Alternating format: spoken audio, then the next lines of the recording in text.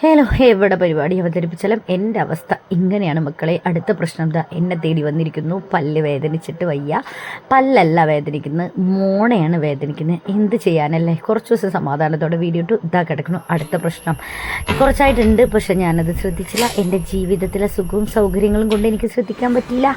അപ്പോൾ ഇനി വെച്ചുകൊണ്ടിരിക്കാൻ പറ്റില്ല. നേരതാ പല്ല് ഡോക്ടറെ കാണിക്കാൻ വേണ്ടി പോയി. ഡോക്ടറെ വെയിറ്റ് ചെയ്ത് കാണിച്ചു, വിവരങ്ങളൊക്കെ പറഞ്ഞു. മോണയിൽ പഴുപ്പാണ്, മരുന്നും കാര്യങ്ങളും തന്നു. പക്ഷെ എത്രയും പെട്ടെന്ന് ഒന്ന് സ്കാൻ ചെയ്യണം പറഞ്ഞു. അപ്പോൾ അങ്ങനെ നേരെ വിട്ടു പാലക്കാട്ടിലോട്ട് സ്കാൻ ചെയ്യാതെ പറഞ്ഞു. അപ്പോൾ അതാ ഒരു ഓട്ടോ പിടിച്ച് നമ്മൾ വീട്ടിലാട്ടോ പോകുന്നത് സ്കാൻ ചെയ്യാൻ. അവിടെ എത്തിയിട്ടുണ്ട്. ഫീസടച്ച് 500 രൂപയായിരുന്നു സ്കാനിങ് ഫീസ് അടച്ച്.